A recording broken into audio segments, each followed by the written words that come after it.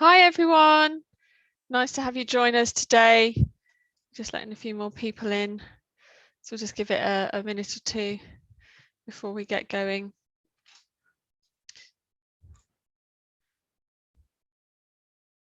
Brilliant.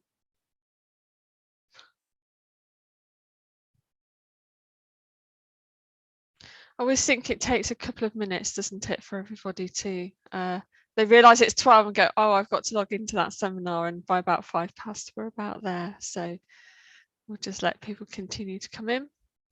Great to see you all. Hope everybody's well. Feel free to say hello in the chat.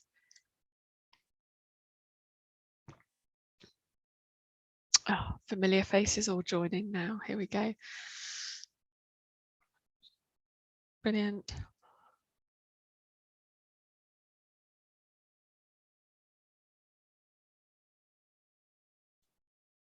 Lovely. Right. Welcome everybody. So as you're joining, feel free to say hello and who you are in the chat. And we'll formally start in a minute or two as people just find their way in.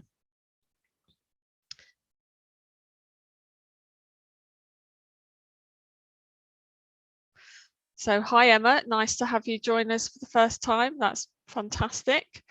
From Creative, what's that? Creative Scotland. Ooh, excellent. I might have to go and look Creative Scotland up then. What does Creative Scotland do? Tell me quickly whilst we're waiting. We're the Scottish Arts Council, so right. funding the body for arts and culture in Scotland. And I work in the music team. So fantastic. Well, welcome. Do you ever liaise with the English version of you? Yeah, a little bit. Yeah, not a huge amount, but yeah, no, we've got some overlap. Cool, excellent. Some a real diverse range of people as usual, which is brilliant.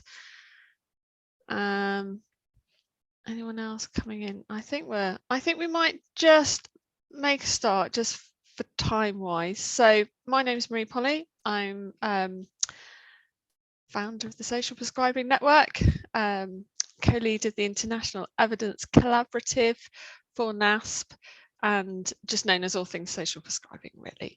So really great to have you here today, because with us two really interesting projects. So I hope it gets us thinking.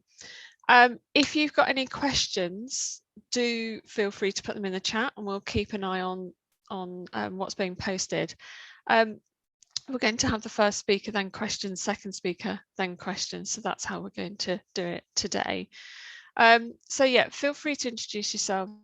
Just so you know, not everybody knows everyone's names, so it's good. We do find these sessions are great for networking. We find there's little conversations going on in the chat, and yeah, so that's really good. So Anthea, I don't know if there's anything you wanted to say from either. No, I think we're all good. We introduced ourselves last time, so nice to see everyone here today. That's head of evidence at NASP, Anthea. There we go. So great. So our first speaker is Gina Reinhardt, and Gina is Professor of Government in the, I would say, Department of Government at University of Essex. And Gina's been working with Dragana Vidović on a Connected Communities social prescribing project. And this is quite interesting because it really crosses borders. So not just part of east of England, but over the channel to France. So Gina, can I hand over to you? Feel free to share your slides, and yeah, I'm looking forward to this. All right, thanks everyone. It's so nice to be here. Thank you for having us. I'm going to talk to you today about the program that Marie mentioned that I was the director for in terms of evaluation. So I led evaluation, dissemination, and integration for this project. And my colleague, Dr. Dragana Vidović, is also here with me. She was in charge within that team. She was in charge of reporting and impact. This was a project funded by the interregional scheme of the European Community, and it was in the counties and départements which is the French term for county, in that line the channel of England, between England and France. We were in charge of implementation and integration, as I said. And what we're going to talk about today is telling you a little bit about the project, telling you how we delivered and structured the evaluation, and then what we found. So we've got 4 local authorities on the channel, along the Channel Coast in England. We originally had 4, also along the Channel Coast in Normandy. And the proposal that we had was to create a large program that involved something called social prescribing plus. The idea that social prescribers could go out into communities and find people who were lonely and isolated and try to engage with them where they live. The goal of this particular project was specifically targeted toward people defined as elderly, which is 60 and over in France or 65 and older in the UK. And it was a 4-year project ending in March of this year. The social prescribers were meant to offer one-to-one support to people for 12 weeks. We put the bid in 2017. I'm sure many of you are aware this is right before social prescribing was sort of rolled out in the universal health scheme that was launched, as well as the campaign to end loneliness. Due to Brexit, we lost 2 of our French partners. And then due to COVID-19, we lost a 3rd French partner. So it ended up being what this map shows, us and L'Eure, and the councils of Suffolk, Medway, and Kent. The data was collected between June of 2020 and December of 2022.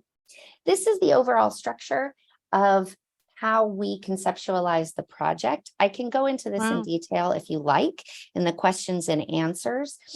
The implementation was designed to have a lot of planning and preparation around tools of measurement, a volunteer strategy, things like that. We were definitely in charge of integration, which involved engagement, dissemination, and evaluating. Our evaluation design was based on the idea that social prescribing has effects at the individual, community, and system levels. And we were targeting and trying to identify the relationship between individual attributes, those being the key attributes of interest: loneliness, trust, well-being, health, connectedness, and social isolation. And how do those relate to each other, as well as how do they relate to community level attributes, such as economic productivity, civic behavior, volunteerism, crime, many things at the community level that are putatively linked to a community's degree of connectedness and the degree of isolation and trust between people within it. And then how both of those sets of levels of attributes also relate to the system level attributes, such as demand for healthcare, social care, residential care, and public benefits. This jumps right away into what we were finding. So we had measures for all of these 3 levels, and we're designing and working with the partners. All the partners, as I said, were local authorities. They were not able to collect or necessarily share data that spoke to all of these attributes. This was the design, but it wasn't the reality of how the evaluation took place.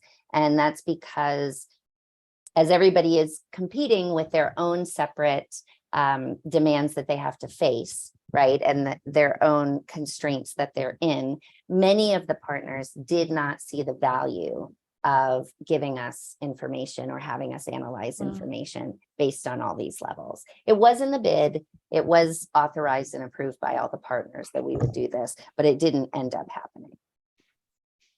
So the first thing I wanted to share with you is the referral source that people got when they came to social prescribing. We got this information from Kent and Medway.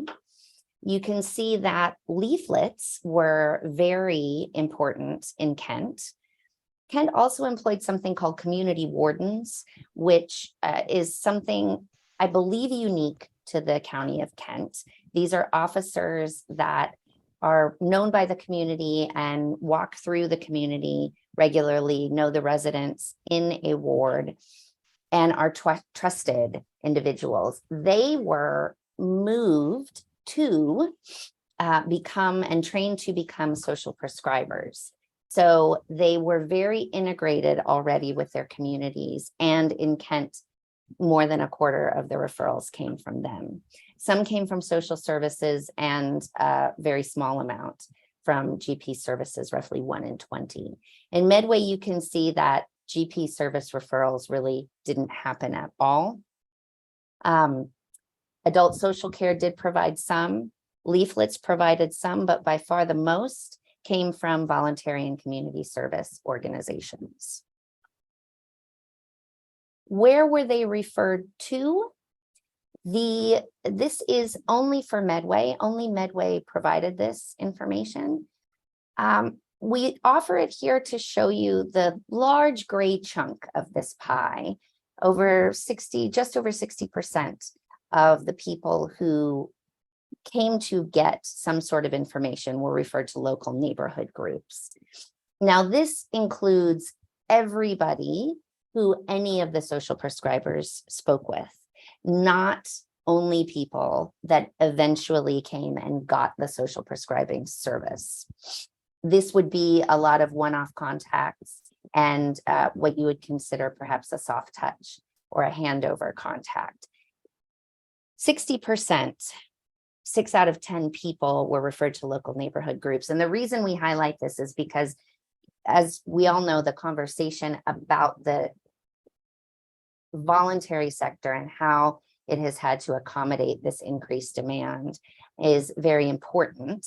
And our evidence shows that this has indeed been happening. We weren't able to conduct the part of the research that would speak to members of the voluntary sector and see what the effects had been on them. But we do know that these referrals were quite great. There were also some to the Befriending Network, which is also a voluntary organization, and then smaller amounts to practical and physical activity support. We collected information in case studies. Some of the case studies, we tried very hard to collect case studies of all types and various sorts. The partners were not interested in sharing case study information with us that wasn't quite successful and glowing. So all of the case studies that we have are quite glowing. There is the example here of Malcolm, who has COPD and felt lonely and isolated, worked in the field of engineering and received one-to-one support and referral to a men's shed, and greatly helped. This all greatly helped improve his physical and mental health. We have the case of Mrs. B. She had a stroke and poor well-being and a loss of physical and mental confidence. As you can see, she participated for 12 weeks in Kent and ended up traveling to London and Essex to visit her relatives and friends, which she'd been afraid to do. She started creating groups for other people who had experienced stroke, and she has become the topic of a master's research project, sharing her experience with respect to stroke and social prescribing. So I can just show you a quick video about her here if it does. I bet you can't see that, can you? Dragana, can you see the video? I can't see it unless it's on a different screen. No. Yeah, let me just share that with you. Apologies. No, the video was, the link is there just to point people to it. So we are not going to show the video. All right. Yeah, sorry about that. That's okay. It's good. Actually, it's probably a good idea because I just realized I haven't tested the sound or anything like that. So we'll go back We to the can slides put then. the link when we send the recording out as well. So Thank you. It is failing to, there we go. Here we are again. Okay. Not sure why it doesn't want to start. Now, can you see the slideshow again? yep, that's Okay, perfect. thanks. All right. Then we have an example of how we delivered the case studies to the public and to the funder, which is what our obligation was. We tried to standardize them. We did ask for standard information from each of them. And we asked for access to all the case notes so that we could analyze them systematically. The partners were not interested in doing that. So the way that we presented this was by saying, what was the situation? What were the actions taken? And what were the referrals to? And what does the community connector have to say about them?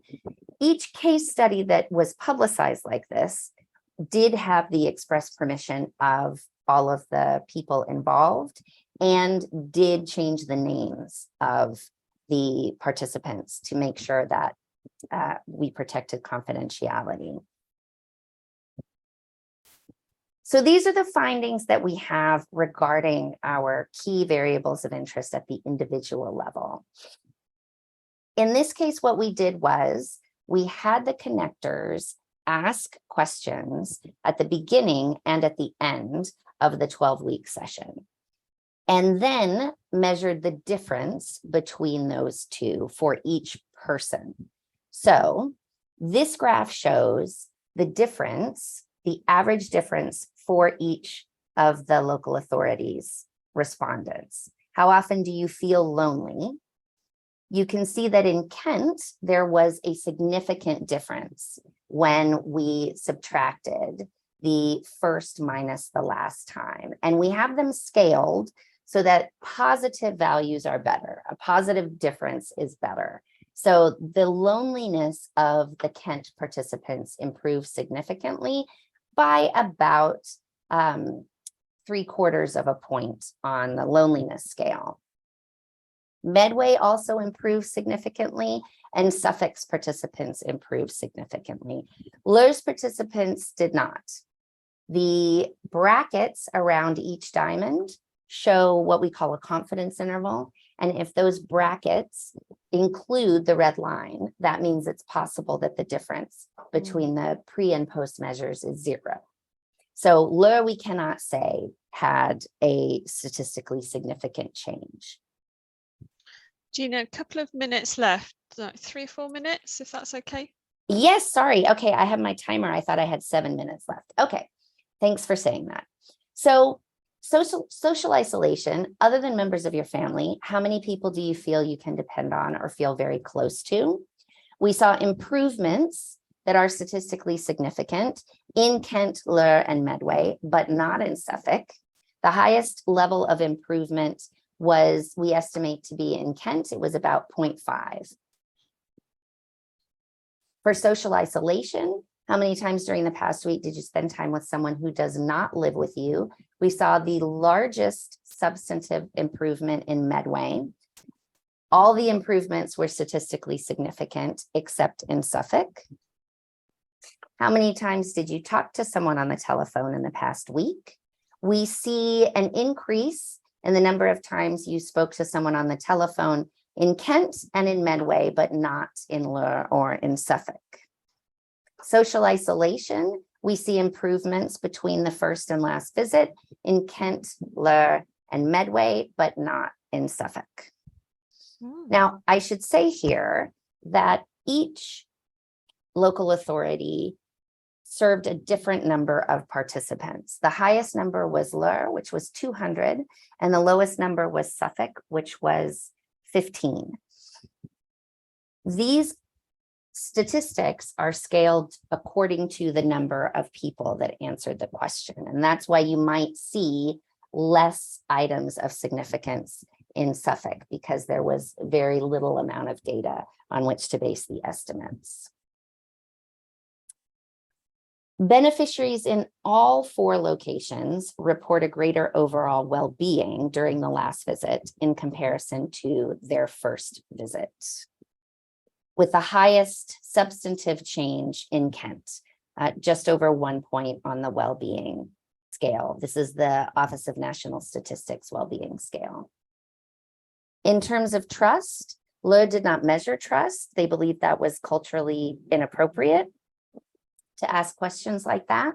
But we do see that Kent, Medway, and Suffolk participants report that they trust people more during their last visit in comparison to their first.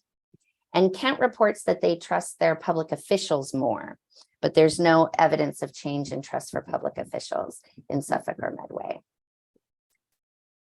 We asked that system and health and social care usage data be recorded, but no one recorded it more than 1 time. So what we can say is that a majority report not visiting the GP, the A&E, or the hospital in the prior month to being asked by their connector about their healthcare usage. However, connectors asked at different times during the program service. A majority also report not using social services or social care in the month prior to being asked by their connector. We did acquire some community level data from the counties themselves. Specifically, the most valuable came from Suffolk, and this is just something that we can offer to set the context that you can see as the effects of the pandemic increased and the lockdowns were on. We have quite a bit, a pretty high raise in the need for and use of residential care, domiciliary care as well. We don't see that much of a change in respite care or extra housing. We do see a dip, however, at the very beginning of 2021. One of the main takeaways that we have from all of this is that reflection needs to be a key part of any evaluation, and none of the partners allocated time or resources for that. So as soon as they stopped delivering, they were ready to be completely done with the project. And it was very difficult to get them together to try to figure out, how have you evidenced this to your stakeholders? What worked and what didn't? What would you have done differently? What are the lessons you've learned? And we think that every evaluation moving forward really needs to incorporate that. We did learn the power of a shared vision is incredibly important, and how to create it via communication, goal setting, and active action planning. Co-production is only possible when there are clear leadership roles and a shared vision and a long-term commitment to collaboration. Risk management plans have to be regularly updated and evaluated and revisited. And every single aspect of delivery affects evaluation and program impact, which a lot of the partners did not really appreciate. Thank you very much. I think I may have gone over, and I apologize for that. I'm happy to take any questions, and Dragana is able to do that as well. Thanks very much, Gina. That was really interesting, and I think you're showing the reality of how sort of complex it can be, delivering, and issues between partners, and totally agree about the reflection. I had a question, and Sonia, I think Dragana's been answering questions actually in the chat as you've been speaking. I wondered, with the healthcare usage data, how that was affected by the pandemic, because people are kind of told to stay away from the healthcare system in England. So although I wonder if there's a sort of a false negative of, you know, people were told to stay away, so they couldn't use the health service very much. So, you know, could you actually would you have been able to pick up any change?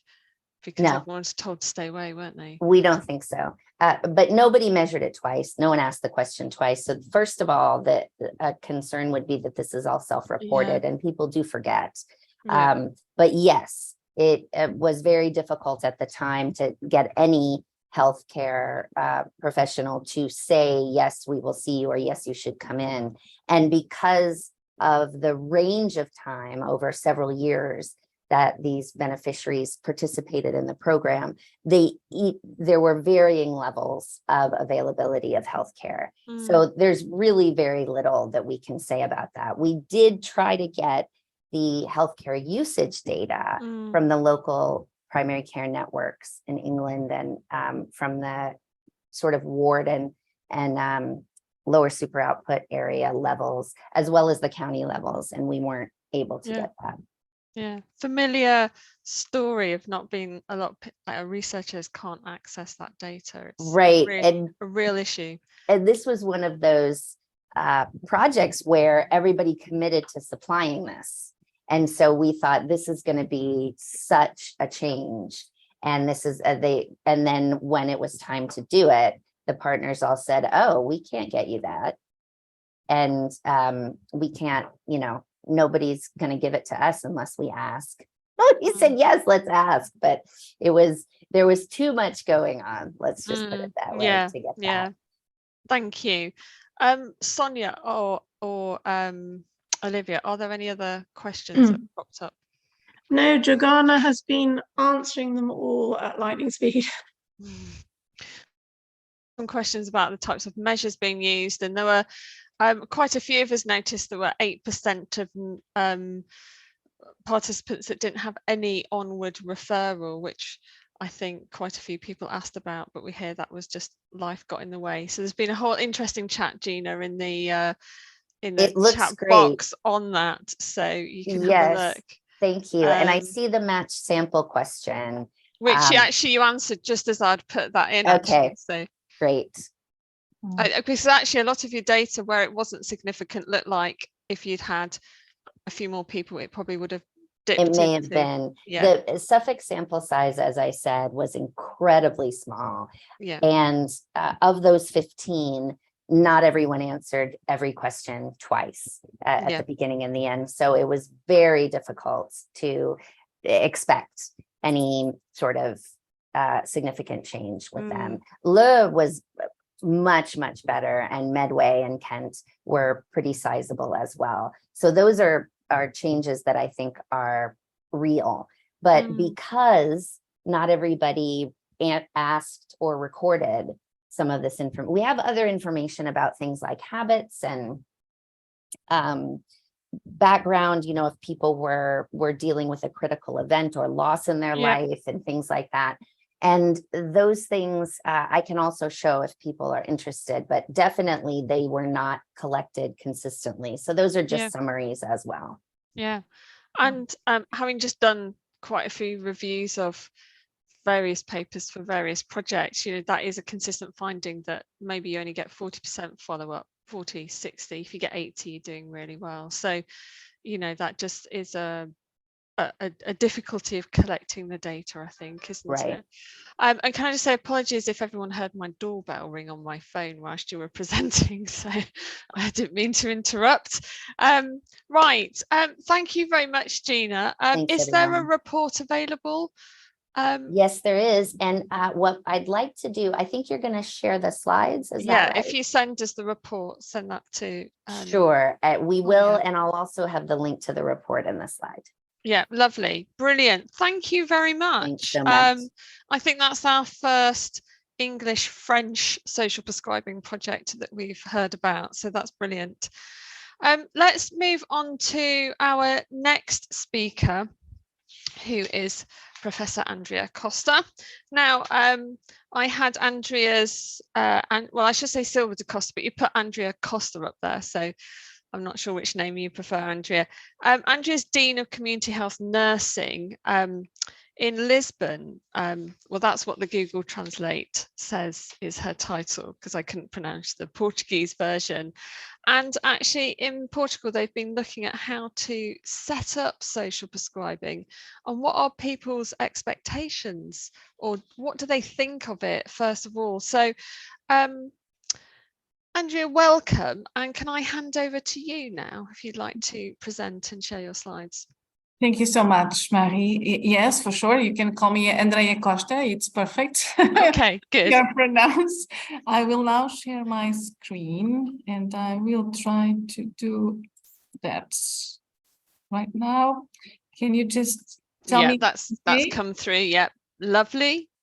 Okay. So, well, first of all, it's my first time here. I am a great fan of the network of social prescribing, but presenting officially in my voice, with my voice, it's my first time. And so thank you for this honorable invitation and to present our work on social prescribing in Portugal, or trying to have social prescribing in Portugal, here in the National Academy of Social Prescribing International Evidence Collaborative Seminar Series.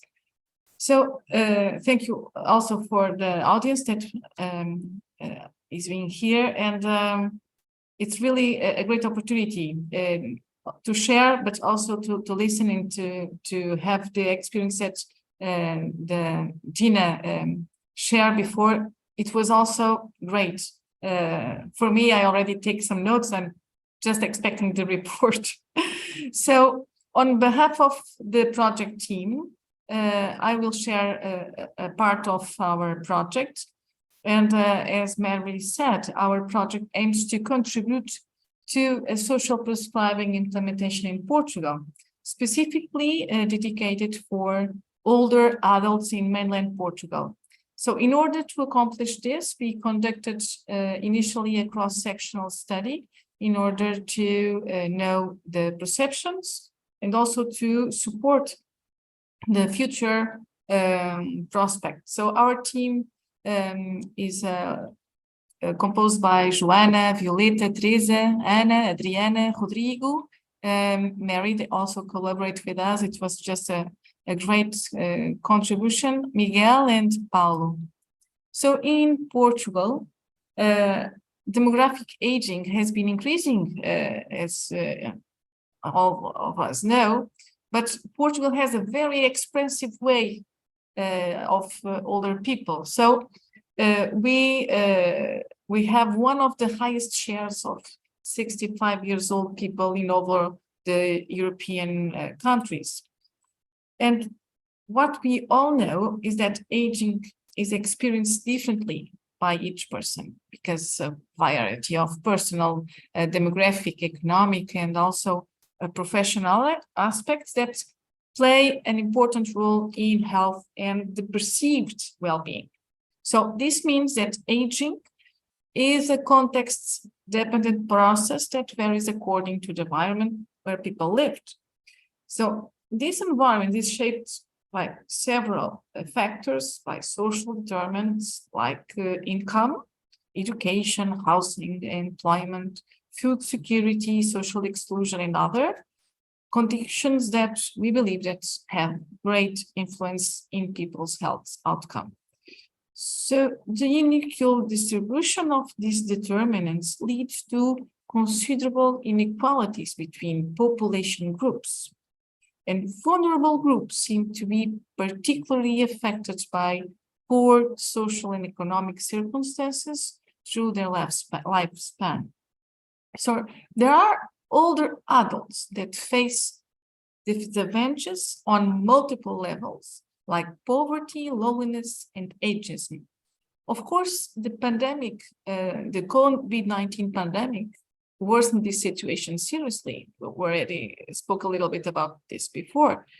Evidence so far suggests implications for the physical and the mental health of older people, cognitive functional impairment, social isolation, loneliness, and these are just some of the aggravated factors that we know by the pandemic.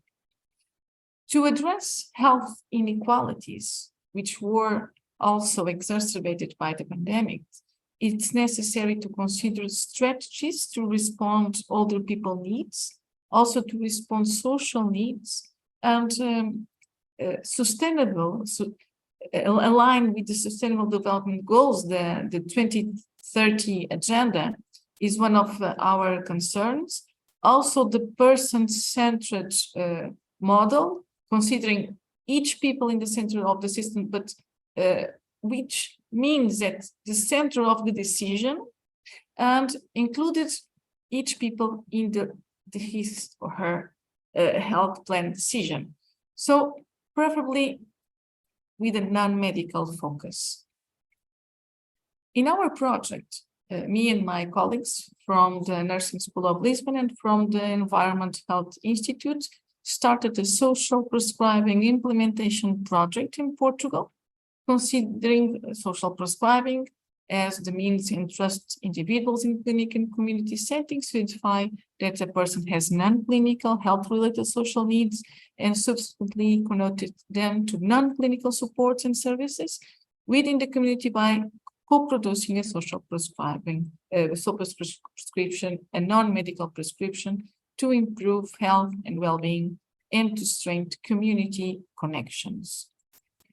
So social prescribing is associated with the decreased negative health outcomes, such as the depression, anxiety, the reduced primary health care use, improved positive outcomes on health, improved autonomy and control over health. And social prescribing has not been implemented on a large scale in Portugal yet. So although it's implemented in Lisbon, in a specific place, also in 2018, before the pandemic, we performed the pilot in Algarve. So, here there is a previous study that we performed with the same team, and we found that the health professionals in Algarve region consider social prescribing a relevant and good practice. So the first step of our project was to conduct a study that aimed to characterize the perceptions of social prescribing in older adults in mainland Portugal and identify if and how social factors and quality of life are associated with social prescribing. So about the methods that we used, we conduct a cross-sectional study with a representative sample of older adults in the mainland Portugal. The survey was conducted between September and October 2022 through a telephone interview, and we obtained a 74% response rate. The questionnaire comprised socio-demographic questions, a measure of quality of life, and the questions about social prescribing. Regarding quality of life, we used the Eurocall 5D short questionnaire and analog scale. This scale comprised 5 domains: around the quality of life, mobility, self-care, usually daily activities, pain, discomfort, and anxiety, depression. Questions might be answered on a Likert scale of 3 values. 1, no problem, 2 being some problem, 3, extreme problem. Regarding social prescribing questions, respondents were invited to answer the following questions in a number of from 1 to 5, 1 never and 5 often. Or very often, sorry. In the appointments, we also asked in appointments that you go with doctors or other health professionals, how often? Do you receive recommendations to engage in activities available in the local community to promote health? Do you usually present complaints of a non-clinical nature resulting from family, social, or economic factors? There was also a list of benefits and preferences for activities that respondents might classify with a number of 1 to 5, 1 being completely disagree and 5 being completely agree. So some results that we have to share with you regarding the participants' characteristics. 52% of the 113 participants were male. The age range between 65 and 93 years old, and 72 were the average age. 63% of the participants were married, 27.6% finished the primary school, and 88% were retired. Remembering that the age of the retirement in Portugal is 66.33 years old, and almost 30% of the participants found it difficult to exceeding difficult to survive on their income. So regarding the quality of life scores, the average health state score was 0.8 and the average health status was 72. Most of the participants had no issues with any of the 5 domains around the quality of life, but 35.4% had some mobility problems, 20.2% had some problem performing the usually daily activities, 6.4% had some trouble getting ready by themselves, 44% had extreme physical pain or discomfort, 4.1% were extremely anxious or depressed. About medical appointments, 44.5% of the sample never received recommendations from health professionals to use activities available in the local community to perform their health, and 24% rarely received. 64% of the sample never presented complaints of a non-clinical nature while attending appointments with health professionals, and 20.2% rarely did it. So, about social prescribing descriptives, 66.2% of the sample referred to know which social resources were available in the local community, and 34.4% knew this information from the parish council and the city hall, and 30.7% from friends. Some opinions on social prescribing benefits were over 65% of participants generally agreed in a scale that had partial agree and completely agree. So the highest rates of agreement were about 85.9% of the sample partially agreed or completely agreed that social prescription could benefit the health and well-being of their community. Around 90% of the population partially agreed or completely agreed that social prescribing would make healthcare more effective. Although most disagree upon item was about the reducing medical and schedule appointments. Only 8% of the participants completely disagree or partially disagree that social prescribing could have an impact in reducing the number of unscheduled appointments. It's worth noting that participants with acceptable health status were more likely to agree that social prescribing could benefit the health profession-patient relationship.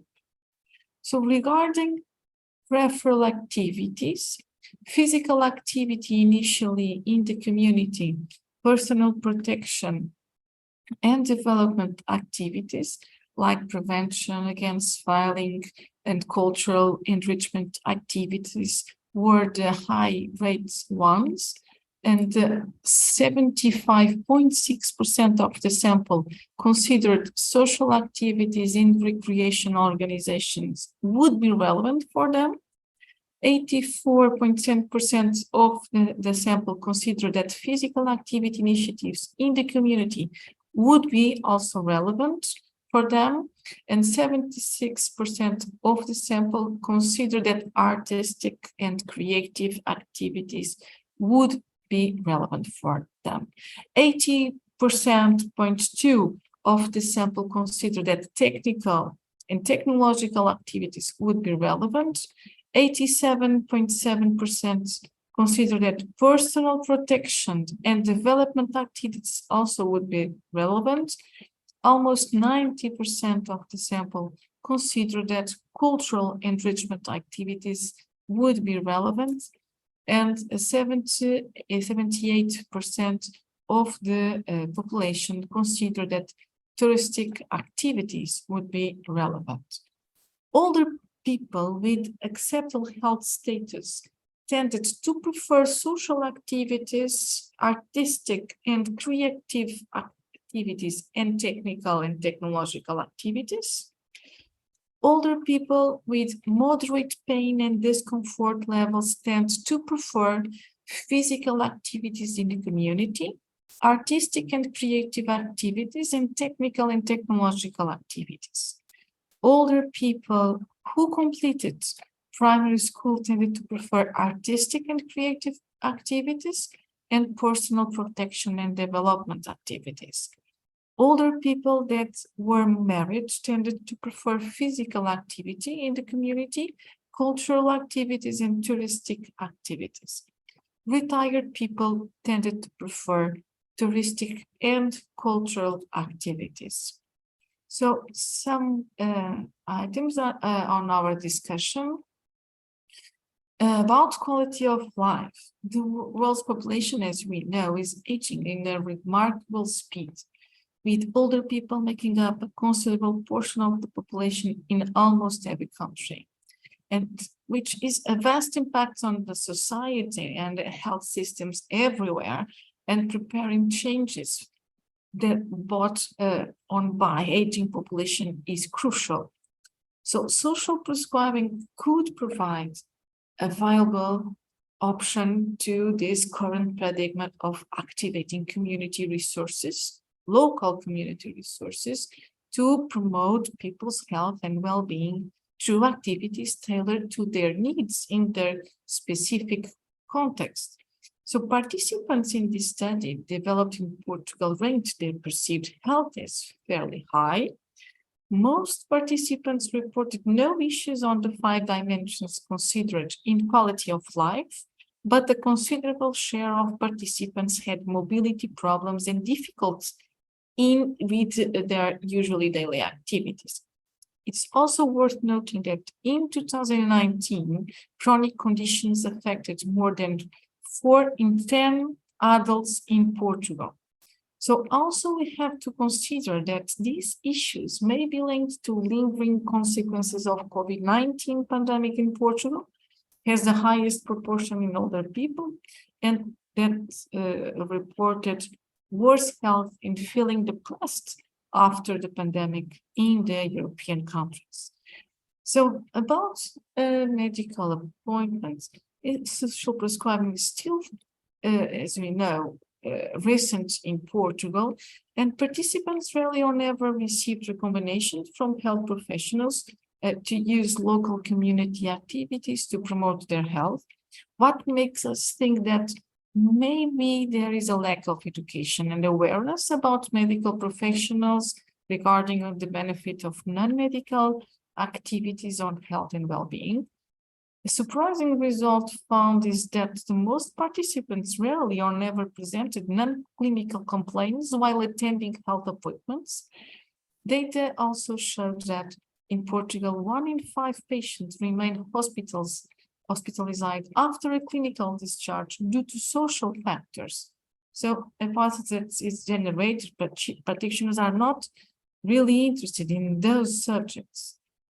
So most participants believe that the leisure time activities presented would be relevant for them regarding social prescribing activities. People with accept health agree that several activities would be relevant, which could indicate that older adults with worse health are not being included in social prescribing, and what in line with the literature that states that older adults are deterred from participating in pleasure activities due to the poor health.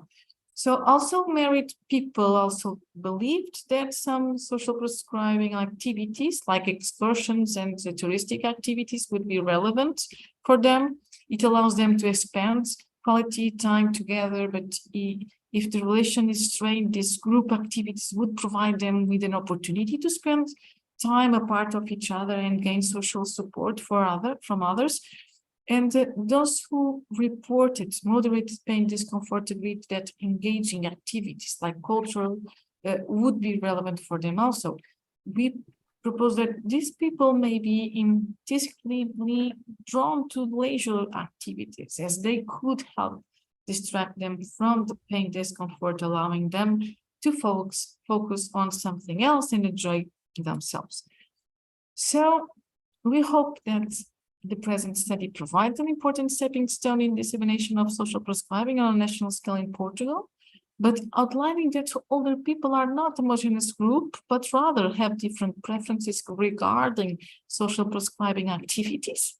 And consequently, this should be considered to achieve a tailored intervention that do not propose the same activities for everyone and to ensure effective implementation and equal access to social prescribing to everyone.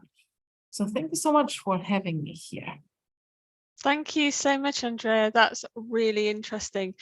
And I have to say, you know, a lot of stuff was rolled out in England and there wasn't this done to understand what would be right. We probably relied on the knowledge that was already there. So 2 studies that we've had now that looked at social prescribing involving older people in 3 different countries. So that's been really interesting. Sonia, I'm just going to come to you. Any questions in the chat? Yeah, Ingrid made a comment of it Oh, would be hold on. interesting. I'll get Ingrid. Do you want to say your comment? Yeah, good point. Yeah. Yeah, thank you. That was really interesting. Thank you so much. I'm always interested in the bit about patients disclosing non-medical needs, which is obviously something that's it doesn't come naturally to people when they go and see their GP. So, but it happens in this country as well. And I'm interested to know if there's any data on what they mean by that. So, for example, if a GP says, well, you need to eat more vegetables or you need to keep your home warmer, would somebody then disclose, actually, the reason I'm not doing that is because I have financial difficulties? Or similarly, you know, do you have someone who can look after you during this illness? They would then disclose an isolation or loneliness. So I don't know if there's anything that came out of your project from that. Yeah, well, we know, and there is this kind of disclosure, but it's not record, so we don't have data about that. Our information systems are not prepared to have that kind of registers. What we know is from what we speak with each other and what we know from the patients that we interview in our study is that there are in the relation that patient between patient and the GP or nurse or other, there is that moment about vegetable, physical activity. Do you get out and see some friends? Do you have a dog? Do you go with your dog to some place, to the dog park? So this happens, but not formally, not structurally, and it depends of the time of the consultation that they have. It depends. I would say maybe it depends on the health professional, and what we believe is that should depend on the patient needs, and not depending on the health professional. And we know that there is that awareness, that we know that after the pandemic, we have older adults more alone. We actually have some, not data, but we know from our facilities, from our healthcare, primary healthcare facilities, that there are older adults that never get out of their houses after the COVID-19 pandemic. And it's not about physical inactivity or physical difficulties. It's about maybe fear, maybe a lack of incentive, also because the e-health allowed teleconsultation, which was great during the pandemic, but now continue allowing. It's good in some way, but from the patient point of view, allowing that to continue without any physical inactivity, maybe I'm just speaking for myself, not with evidence-based, maybe this also is a factor that doesn't allow these older people to get out after the COVID pandemic. And maybe there is a room here to systematize the approach, to get this into a professional way. I don't know if I make myself clear about our thinking. Yeah, I think that's really interesting, and I think it could be quite, there's a comment back from Ingrid as well about actually what the issues are that GPs even write, and whether that's actually a proxy issue or if that's the real issue, because there isn't enough time in the consultation to get to the bottom. So we could probably chat at length, but we've got 4 minutes left. So I just noticed that Dragana, you'd put a comment about your project as well in the GP, so I didn't know if you wanted just to share that with us. We had one. Oh, sorry, just with Dragana, you'd put a comment about your project? Yeah. So when we were expecting more referrals from to be made from GP services into the connected communities, and then found that either the referrals were from GP services to our project were inadequate or didn't happen. So that was kind of interesting, given all the attention that GP referrals and social prescribing have received, and there were much more referrals from social services to our project. So, do you know why that was, Dragana? Was that just a lack of awareness or education, or just, no, I don't know. Maybe Gina's got your hand up. Yeah, we do have some ideas about that, because the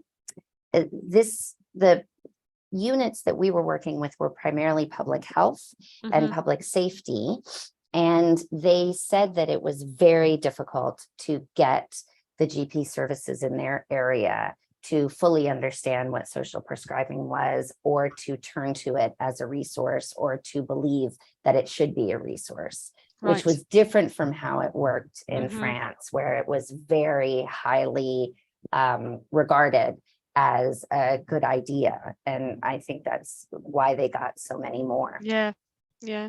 That's interesting. Thank you, Gina. Andrea, you mentioned, the GPs, you think one issue is lack of medical education, which is the same over here. But any other factors?